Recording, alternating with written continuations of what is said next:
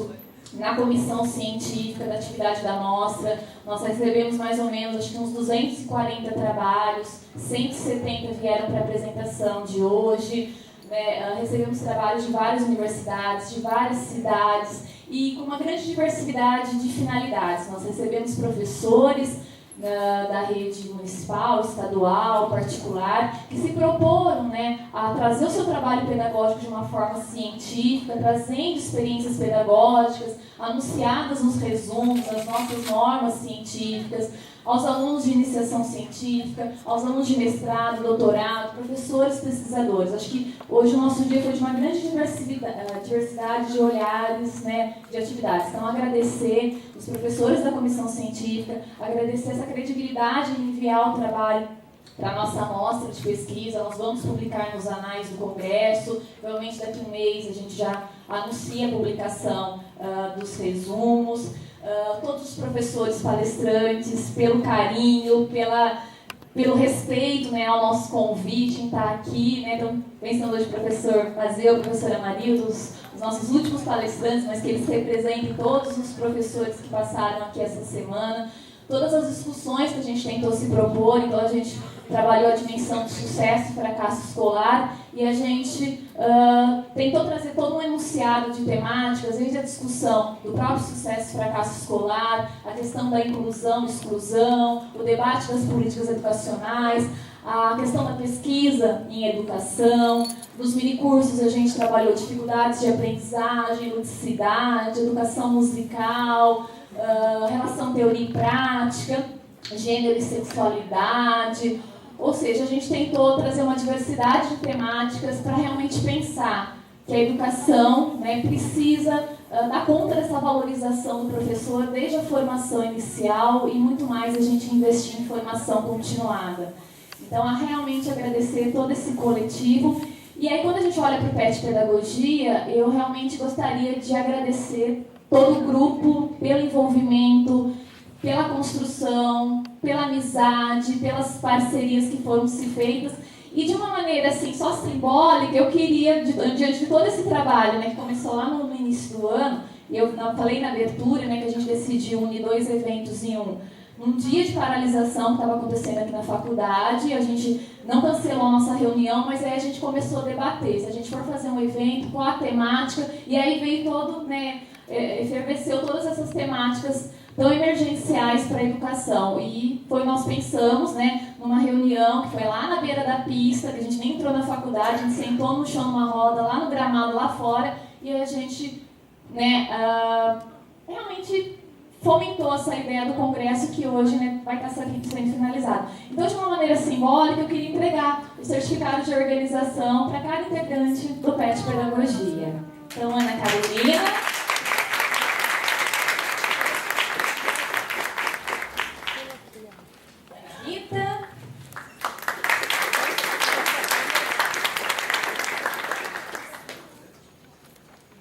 Bianca,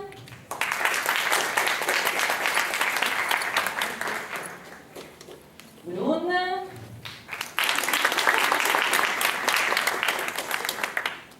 Karina,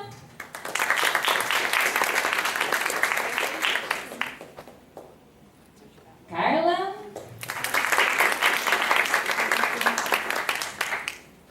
vou falar para elas até o próximo, né? Daniela,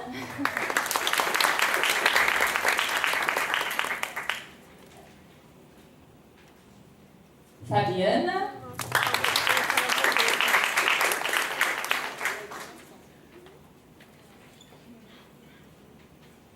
Gabriela, Jéssica,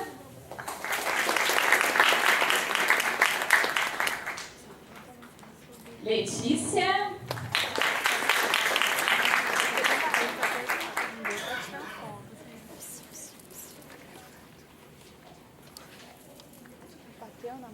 Letícia Ferreira,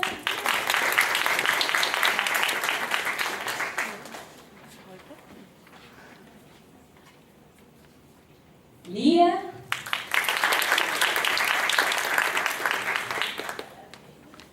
vai chorar, Ludmila,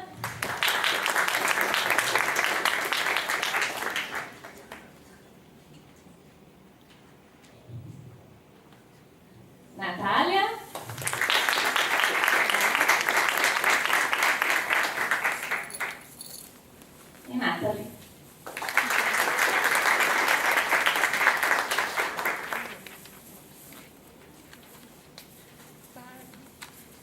Mais que meninas do PET Pedagogia, são as guerreiras, e eu acho que o nosso movimento, a nossa luta não é fazer com que o PET se feche em si. Hoje a gente diz, né, apesar de um pouco, né, ter sido um ano letivo bastante complicado, mas a gente hoje tenta fazer um movimento que todas as atividades PET Pedagogia sejam abertas para o curso, principalmente de Pedagogia.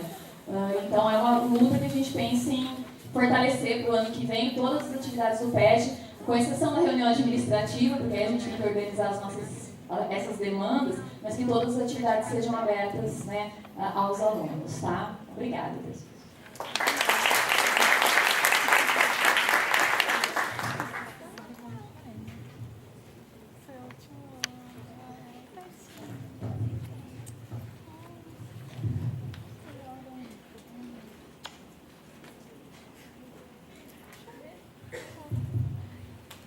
Agora, vamos ao início das atividades acadêmicas do evento.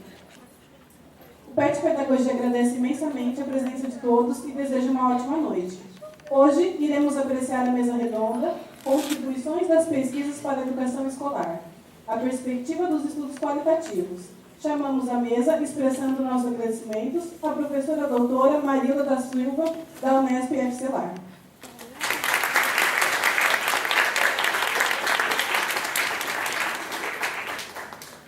A professora Marilda possui graduação em Pedagogia pela Faculdade de Educação Antônio Augusto Reis Neves, 1981. Graduação em História pela Faculdade de Filosofia, Ciências e Letras de Ituverava, em 1986.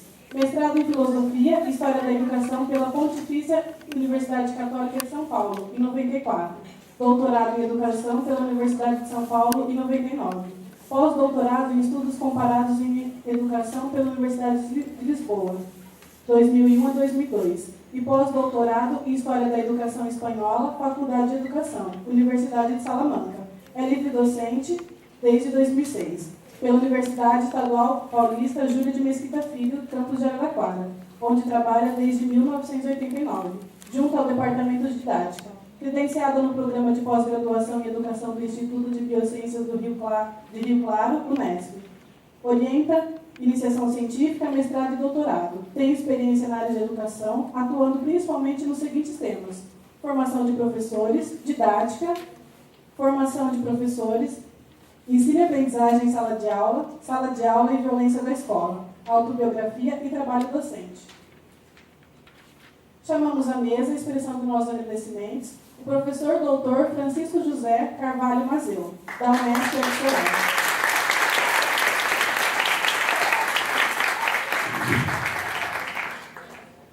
O professor Francisco Mazeu possui graduação em Pedagogia pela Universidade Federal de São Carlos, 1986, mestrado em Metodologia do Ensino pela UFSCar, em 92, e doutorado em Fundamentos da Educação pela UFSCar, em 99.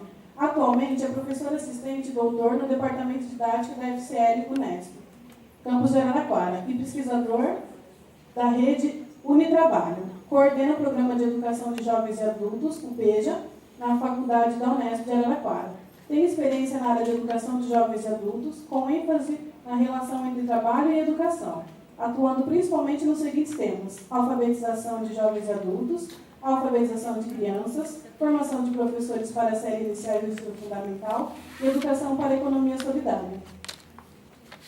Representando o Grupo PET Pedagogia, convidamos a petiana Karina Teles.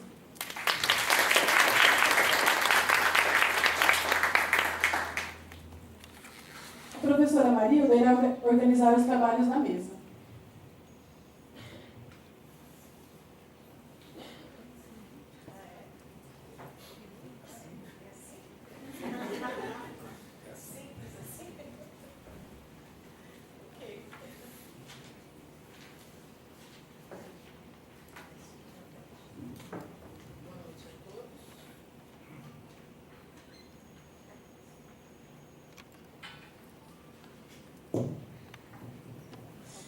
Bom, boa noite a todos. Primeiramente, eu quero agradecer imensamente ao PET, de Pedagogia, por ter feito esse convite a mim. e aproveito para parabenizá-lo pelo grande esforço em fazer um evento dessa monta. É muito difícil mesmo. Quem disse que é audacioso não mentiu. De fato, em tempos atuais isso se torna mais difícil ainda, e eu quero parabenizá-los, alunos e a tutora, que neste momento é a professora Márcia. Parabéns a todos vocês. Também cumprimento meu colega de departamento e de mesa, o professor Francisco Mazeu. É um prazer compartilhar essa mesa. Bom, eu sempre tenho muitas dificuldades para escolher uma lógica de uma exposição como esta, né? A gente nunca sabe bem o que escolher e como escolher, porque há uma complexidade enorme e uma extensividade também enorme da questão que envolve a metodologia qualitativa. Então, é muito difícil. E quando as pessoas vêm ouvir um determinado tema, a plateia sempre tem expectativas de ouvir isto ou aquilo. Então, provavelmente eu frustrarei expectativas. Só não frustrarei aquelas que estivessem pensando e querendo saber isso, né? Então, vocês me desculpem aqueles que não se sentirem contemplados pela expectativa. Bom, tentando resolver esse problema de dificuldade de escolher uma racionalidade razoável, né? Eu procurei dar um título para aquilo que eu vou falar. E o título que eu escolhi é Metodologias Qualitativas, Polo Teórico e Polo Técnico. Bom, de partida, o que fica claro é que, quando se fala de metodologia qualitativa, você está falando de metodologias qualitativas, porque tem diversas possibilidades de realização de uma pesquisa com os recursos qualitativos. Então, de partida, eu deixo claro isso. O que são as metodologias qualitativas?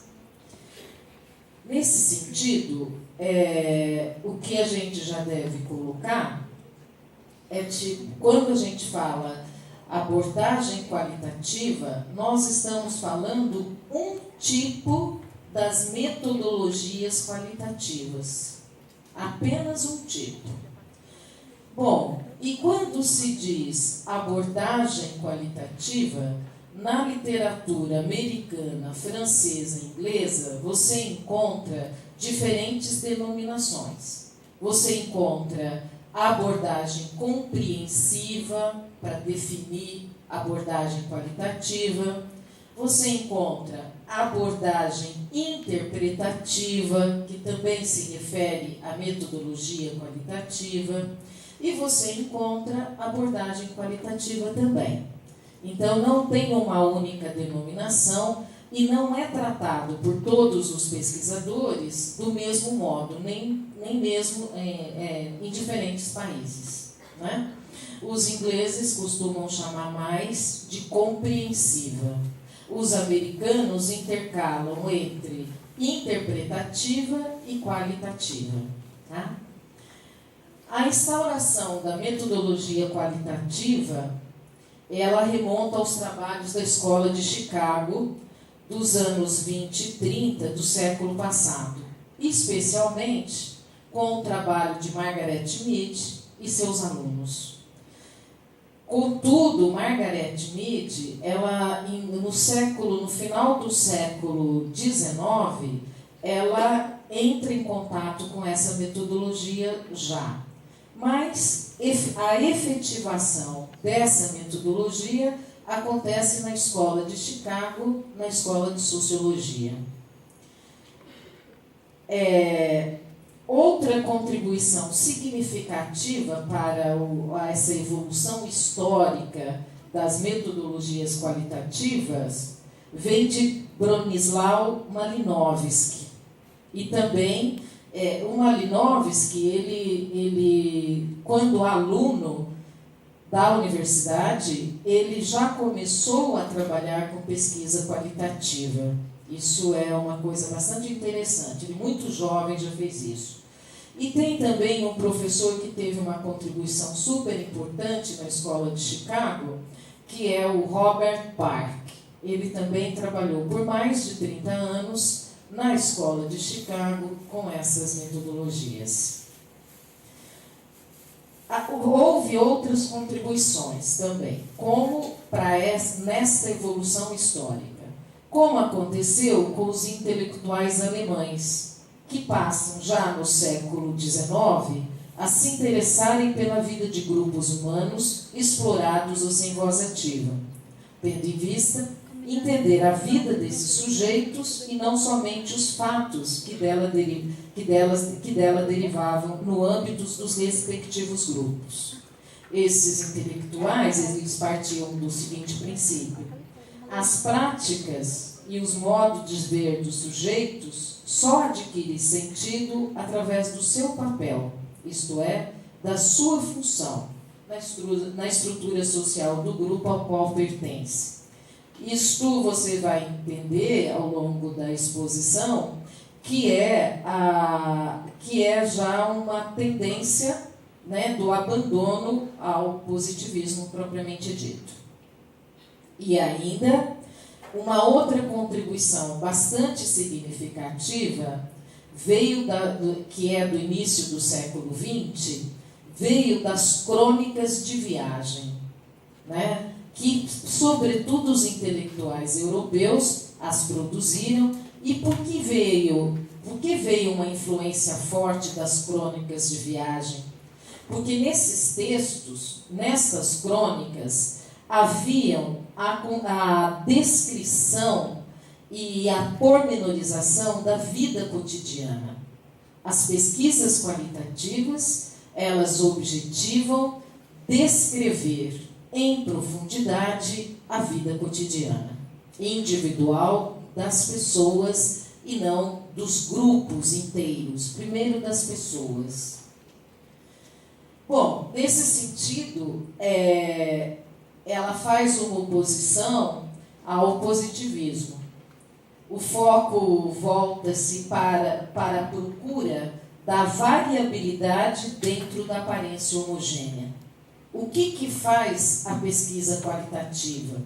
Ela procura uma variabilidade dentro da aparência homogênea. Então, você tem os fatos repetidos em diferentes lugares, como se houvesse uma homogeneidade.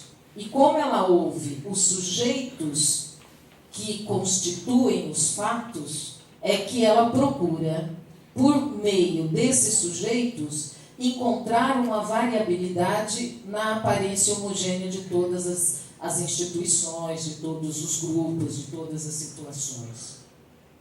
Nesse sentido, a investigação incidirá, então, sobre o modo como se desenvolvem, criam e como são mantidos os sistemas de significado, e não sobre os comportamentos observáveis. Por isso que se diz que ele busca variabilidade dentro da aparência homogênea. Né? A criação de significado é o centro de interesse das pesquisas interpretativas, ou compreensivas, ou qualitativas. Trata-se do sense-making. E o que está em jogo é a profundidade da descrição da narrativa.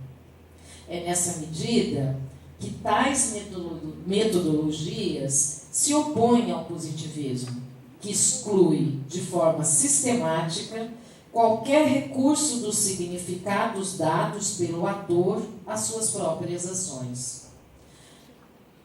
Ele busca a ação e não as razões internas do agente para realizá-las. O positivismo, portanto, não trabalha com a variabilidade dentro da aparência homogênea. Ele trabalha com a aparência homogênea. Ele só quantifica a aparência homogênea.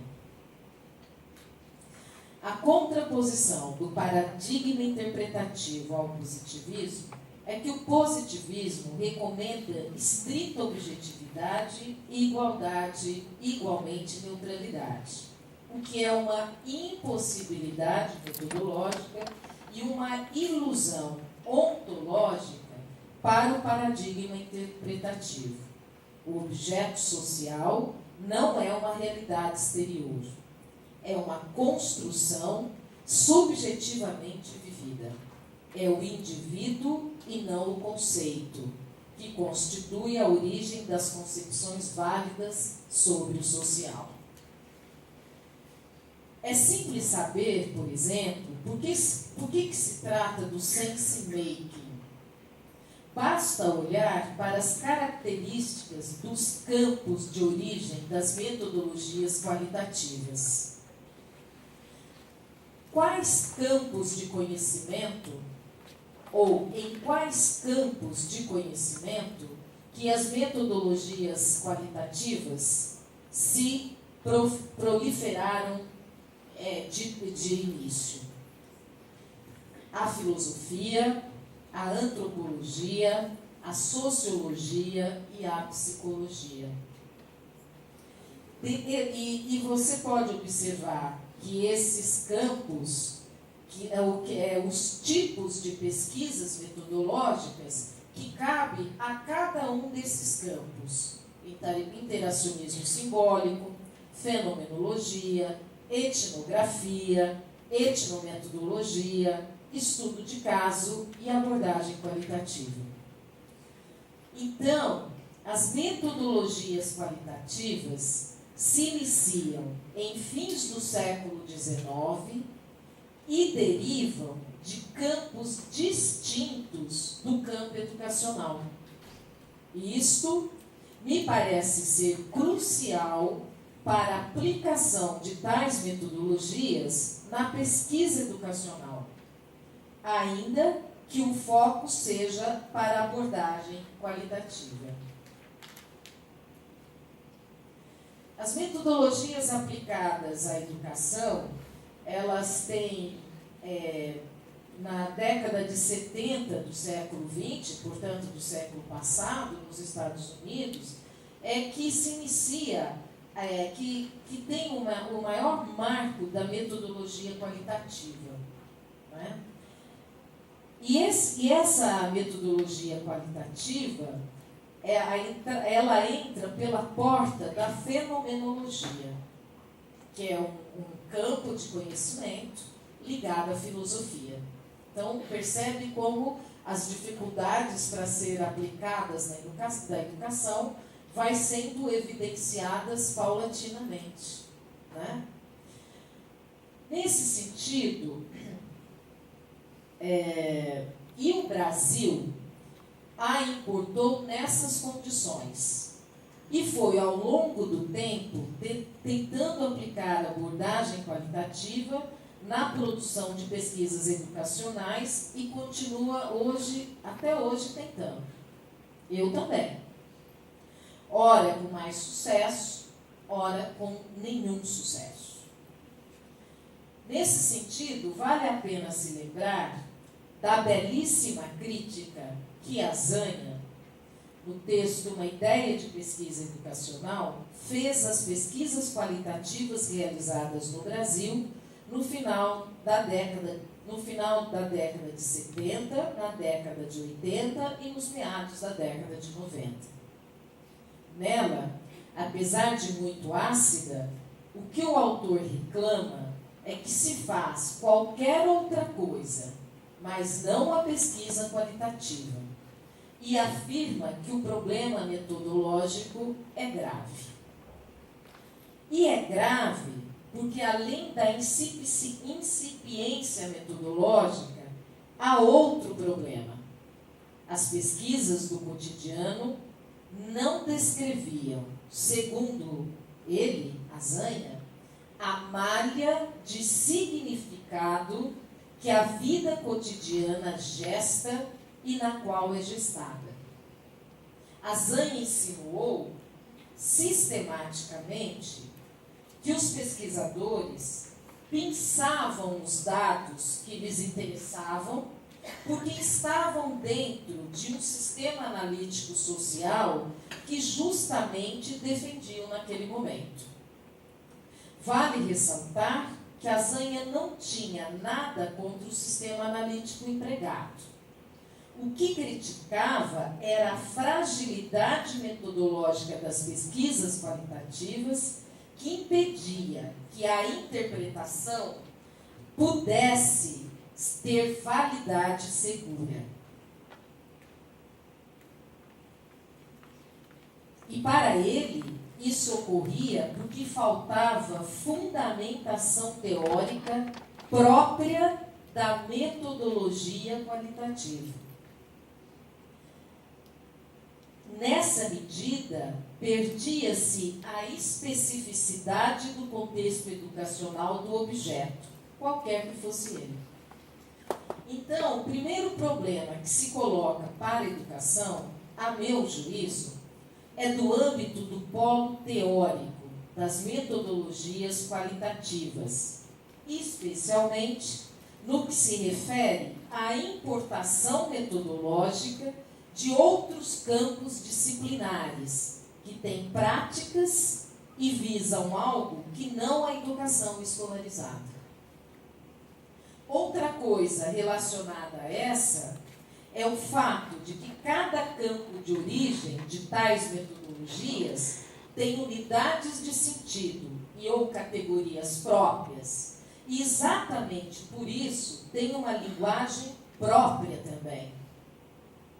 Ou seja, tem uma narrativa epistemológica e não um clichê, desenvolvida no interior de cada campo, que não se destina ao entendimento das escolas e nem do ensino, em princípio. Portanto, a educação precisa importar os procedimentos teóricos dessas áreas, mas, como o nosso objeto não é o mesmo, tampouco a narrativa, o campo educacional tem muita dificuldade de operacionalizar tais metodologias, que necessariamente devem passar por adaptações de caráter ontológico.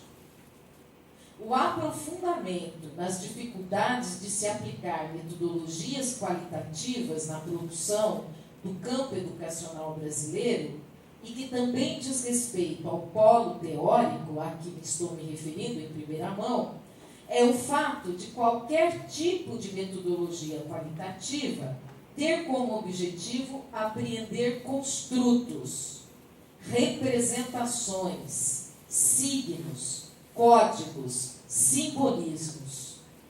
E isso exige do pesquisador em educação uma formação teórica que ofereça os recursos para que ele possa enxergar o real e o percepcionado no sujeito, no contexto, tendo em vista a interpretação desses dados, cuja função é tornar estranho aquilo que é familiar e explicar o que está implícito.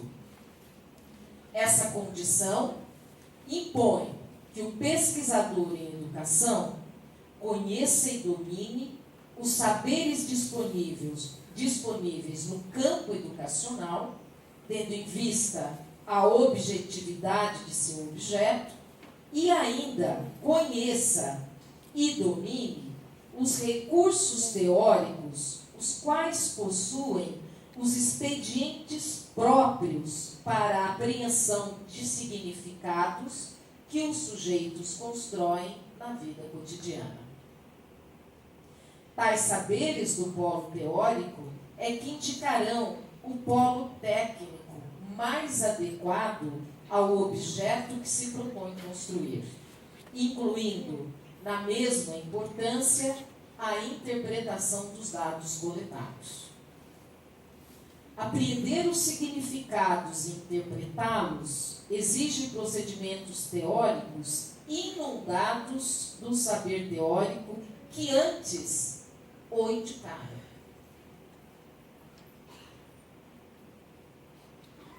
sobre o polo técnico. O que está em jogo no polo técnico da metodologia qualitativa é a operacionalização dos procedimentos indicados pelo polo teórico: objetividade, fidelidade e validade. O que é a objetividade?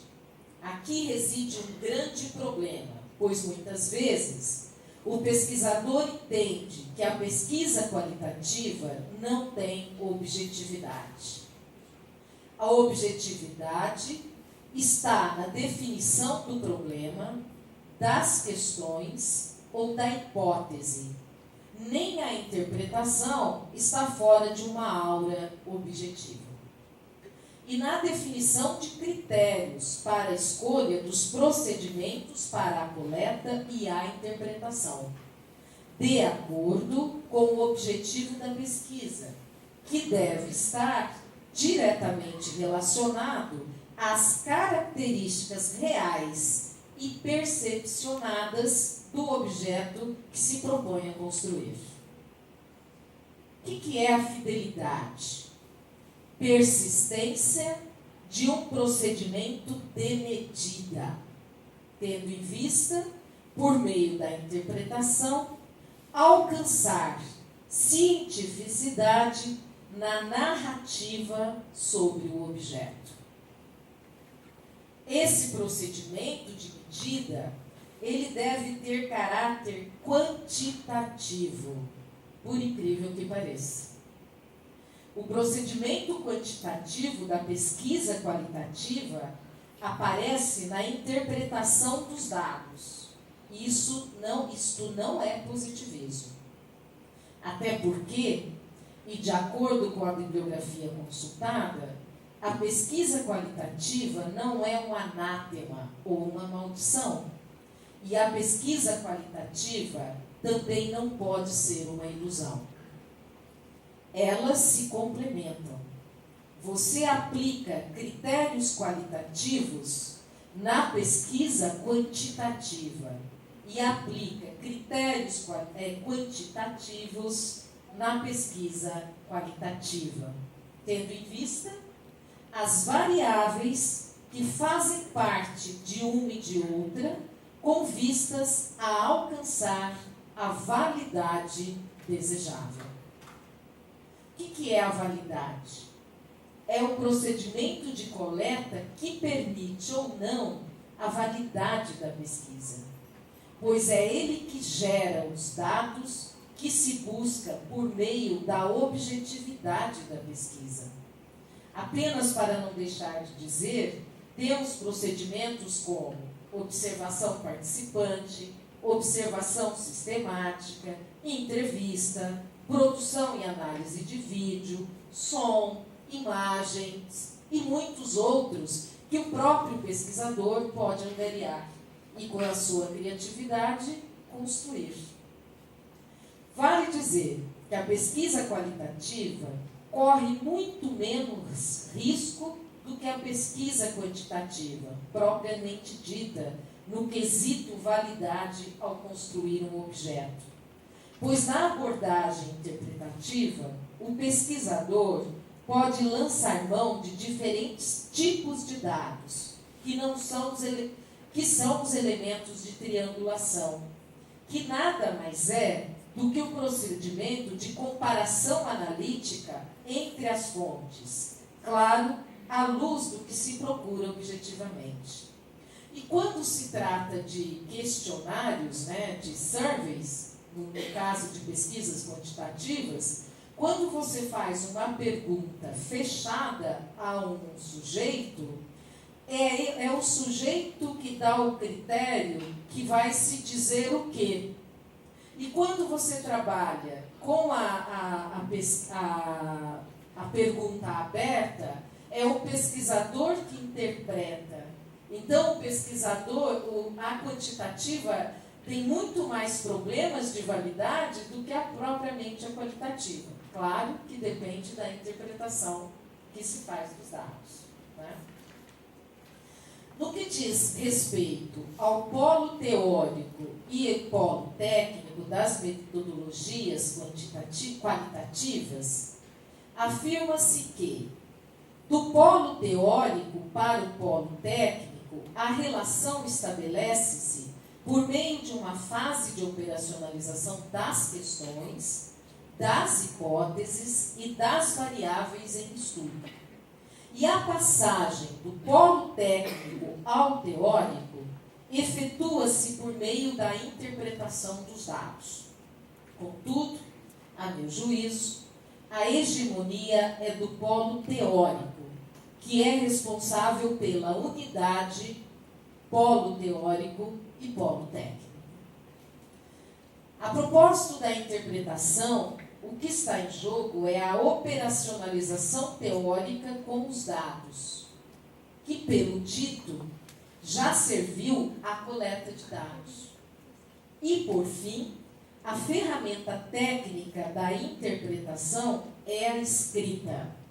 Sem ela, nada será adequadamente realizado, pois a pesquisa qualitativa é, sobretudo, narrativa relacional.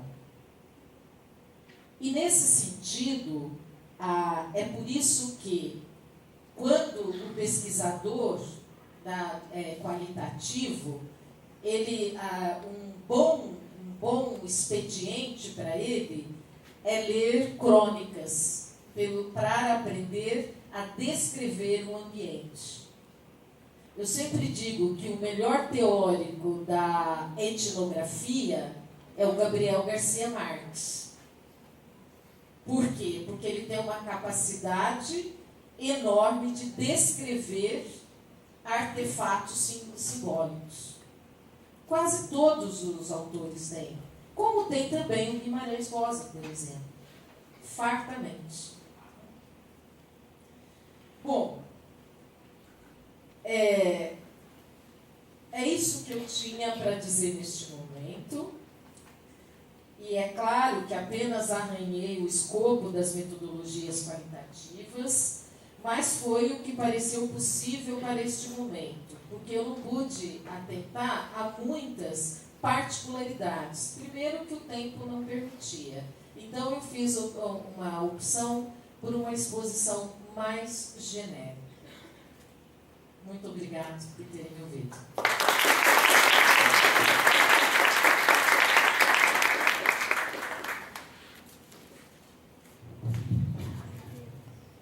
Bom, como aqui é uma mesa autogestionária, né? A gente vai fazendo, vai se autogestionando, né? Então, eu queria agradecer o convite, é uma honra, né, para mim e para a Marilda, né, tá encerrando esse evento, né? Eu considero, então, que já se consolidou o PET, né, como um espaço, de fato, de pesquisa. Então, por isso, também, né, ao mesmo tempo, é uma responsabilidade para nós estarmos aqui discutindo a pesquisa e, ao mesmo tempo, acho que é uma oportunidade muito rica, né? Infelizmente, a universidade ela não tem sido muito pródiga em dar oportunidade para a gente debater, né? Eu e a Marilda, por exemplo, somos colegas de departamento há muitos anos, né? E acho que é uma das poucas vezes que a gente teve a ocasião de partilhar uma mesa, né? Então, para vocês verem como, infelizmente, né, a universidade acaba, às vezes, não sendo um espaço propício para o debate acadêmico, que deveria ser o nosso métier principal. E, assim como a Marilda levantou, evidentemente é difícil tratar um tema dessa amplitude num espaço curto de tempo, né? Então, eu fiz uma opção que acho que vai combinar bem, no sentido de complementar as nossas falas, né? Que foi a opção de fazer um recorte teórico e metodológico. E aí, já pensando, né, em mudar um pouquinho a própria temática, no sentido, né, de que eu não vou abordar as pesquisas qualitativas, acho que a Marilda já fez isso muito bem, mas eu vou fazer um recorte exatamente numa abordagem que é a que eu trabalho, que é a abordagem dialética, e exatamente a abordagem dialética vai questionar a divisão entre qualitativo e quantitativo, né? E a Marilda também apontou nessa direção. Né? A gente não pode traçar uma fronteira impermeável de quantidade e qualidade. Os meus orientandos, e tem alguns aqui, né, de vez em quando vêm me perguntar, mas professor, eu tenho que preencher um questionário, eu tenho que dizer se a minha pesquisa é quantitativa, qualitativa ou qualiquante. Né? Eu digo, ou põe qualiquante, ou põe nenhuma das anteriores se tiver essa opção. Por quê? Uma pesquisa numa abordagem dialética, ela pressupõe você recolher todo tipo de informação, quantitativa e qualitativa, que você puder dispor sobre o seu problema, o seu objeto de pesquisa. Agora, pensando, né, que, assim, nós temos aqui um grupo, né, de estudantes de graduação, alguns estudantes de pós-graduação. Eu pensei, o que trazer, né, então, como elementos que possam ajudar vocês, que eu imagino que talvez alguns se interessem, né, pela carreira da pesquisa, né, pelo trabalho de pesquisa. Algo que eu acho que no PET já é uma realidade, né, porque já é um trabalho educativo de pesquisa também. E fazer pesquisa não é um bicho de 7 cabeças, né? É uma atividade de conhecimento sistemático sobre a realidade. Então, essa é um pouco a ideia do que eu vou tentar trazer. Né? Então, como é que pilota aqui? Obrigado. Então, evidentemente, a pesquisa e o ensino são duas faces de uma mesma realidade, mas tem uma diferença importante. Né? A pesquisa vai produzir conhecimentos que depois têm que ser transmitidos, ensinados, né, para alguém. E, portanto, o ensino também é uma condição para a pesquisa. Por quê? Né? Se você não estuda, você não tem condição de ser um bom pesquisador. Tá certo? Eu estou dizendo isso porque às vezes as pessoas têm a ideia, né, de que pesquisar, eu vou sentar e vou descobrir coisas. Não, primeiro eu preciso saber o que outros já descobriram, o que outros já pensaram, para poder enveredar pelo caminho da investigação. Né? E o elo comum dessas duas ações é que são processos de conhecimento. Mas no ensino você vai se apropriar de um conhecimento existente, e na pesquisa você vai criar um conhecimento novo. Obviamente, do ponto de vista dialético, a gente tem que entender que esses dois processos se interligam. Né? Por isso que, por exemplo, a recomendação que eu dou, né, se alguém se interessa pela pesquisa, é estudar de uma maneira inconformada, né? Não aceitar passivamente as ideias que você vai aprender. Então, se alguém te ensina alguma coisa, questione, porque isso é o caminho para a pesquisa. Questionar o que existe. Será que esse autor está falando isso? E será que isso realmente faz sentido? Será que isso realmente é verdade? Então, se você começa a questionar, você está aprendendo e ao mesmo tempo você está se preparando para investigar. Porque dali a algum tempo você pode falar, bom, eu acho que aquilo tudo que eu li tem algumas coisas válidas, mas tem coisas que estão em aberto. Eu vou investigar, eu vou tentar entender melhor. E aí você envereda pelo novo, pelo caminho da produção do novo conhecimento. E é isso que a pesquisa vai fazer. Por que nós pesquisamos? Né? Basicamente, porque existe uma situação existencial, prática, real, que nos leva a pesquisar. A gente não pesquisa a partir apenas de uma ideia, né? A gente pesquisa a partir de uma necessidade. Isso é importante porque a grande dificuldade, né, quando as pessoas pensam em fazer uma pesquisa, é assim, por onde eu começo? De onde eu parto? Tá certo? E o meu conselho, né, que eu dou inclusive para os meus orientandos, é parte da sua realidade, parte da sua prática, da sua vivência, daquilo que você está, né, o que está acontecendo na sua vida, o que você já viu, o que você já percebeu. E a partir daí, procure identificar quais são as necessidades, o que falta, né? O que você experienciou na sua vida que você sentiu que não está de acordo, não está legal, não está funcionando. Isso é tema para pesquisar. Pode ser que você descubra que alguém já pesquisou, ótimo, você vai partir da pesquisa já feita. Pode ser que você descubra que você encontrou algo inédito, né? Algo que ainda não foi muito pesquisado, melhor ainda. Né? Agora, no caso da educação escolar, por que a gente faz pesquisa em educação escolar? Porque existem uma série de obstáculos ao processo pedagógico. Se tudo fosse mil maravilhas, né? Se a escola funcionasse perfeitamente, né? Os professores fossem lá e os alunos todos aprendessem, né? Provavelmente teria muito pouco a pesquisar. A gente pesquisa porque a realidade nos desafia.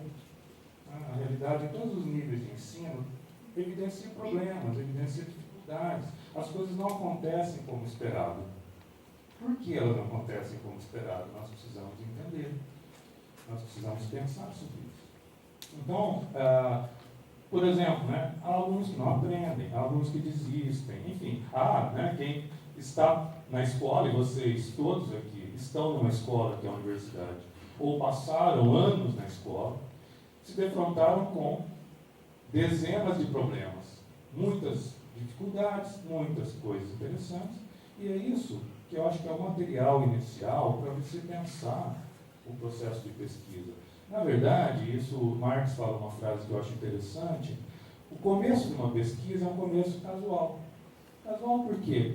Porque depende da sua trajetória. Provavelmente a maioria de vocês já começou a pesquisar e não sabe.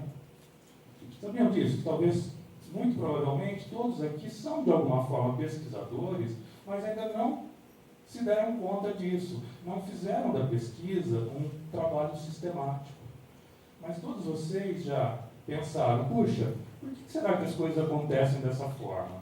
Puxa, por que será que a universidade é assim?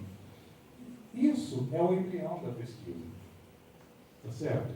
E a pesquisa, portanto, é um desenvolvimento desse processo de indagação da realidade, de perguntar por que as coisas existem dessa forma.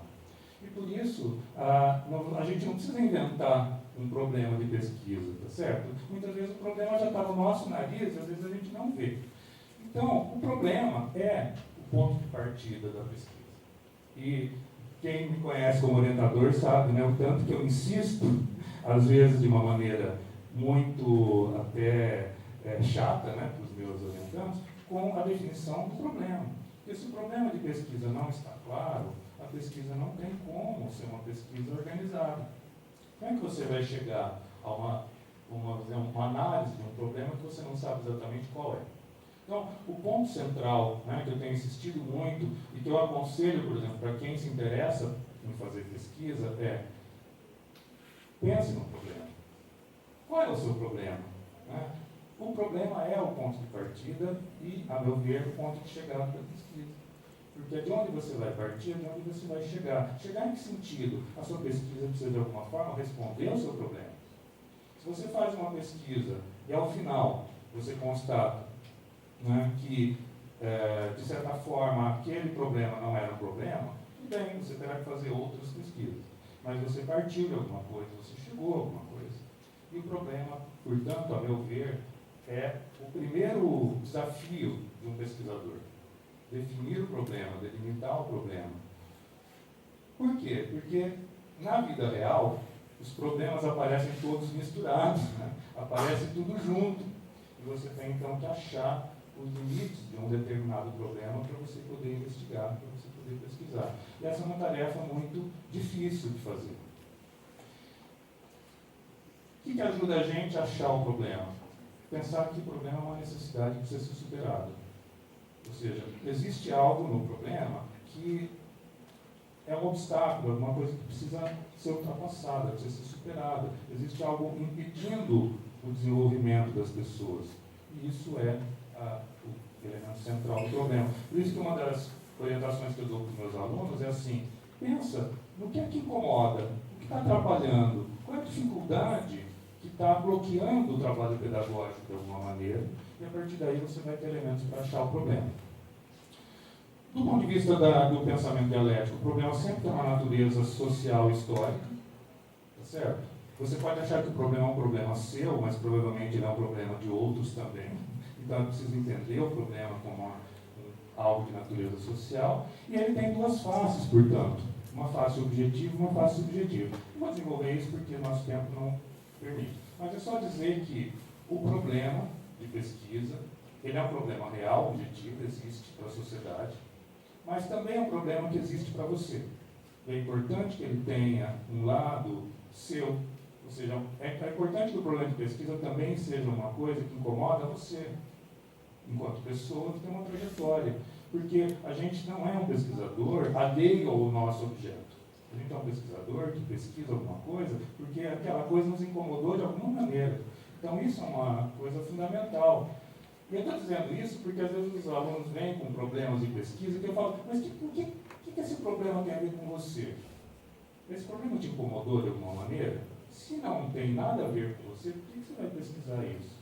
Então, é importante ter a face objetiva e subjetiva do problema, e é um elemento central. Aí tem um aspecto que eu não vou entrar, que é a questão da conscientização e a tomada de consciência do problema, né, que é um outro aspecto. Mas, portanto, né, a prática, ela tem um elemento, ela traz um elemento fundamental aí para você tomar consciência do problema. Vocês todos têm uma prática, têm uma vivência, enquanto alunos, né, e que, portanto, é uma vivência no campo da educação. E essa vivência, então, eu acho que ela é um elemento fundamental. Agora, fazer pesquisa, obviamente, é método. Né? Não adianta você fazer pesquisa aleatoriamente. E o método dialético, né, que a gente tem usado, é um método ainda, de certa forma, pouco conhecido, pouco estudado e, portanto, pouco sistematizado. Por isso, não se estuda muito esse método na própria universidade. Tá certo? E aí eu trouxe algumas ideias, só para partilhar com vocês, assim, o modus operandi, principalmente, do método dialético. E aí, como é que ele funciona? Primeira coisa, entender que o método é uma ação intencional, não é regra. Né? Portanto, não tem um método pronto do ponto de vista da dialética que você vai aplicar. O método é uma função do objeto. Então, a pesquisa, ela vai se fazendo no processo. Agora, você vai dizer, mas vai se fazendo a partir do quê? Né? Não tem uma lógica, não tem uma regra? Tem. Né? E no método dialético, a pesquisa, então, o que ela vai fazer? Ela vai partir de um problema, né? Vai definir os objetivos que levam a compreender a natureza e as causas desse problema e vai tentar apontar caminhos para superar o problema. Essa é a lógica de uma pesquisa do ponto de vista dialético. Agora, como é que ela vai operar na prática?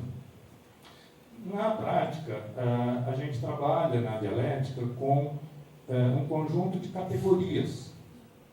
Tá certo? Aí vocês vão falar, mas, né, toda pesquisa trabalha com categorias. Qual é a diferença? No método dialético, a gente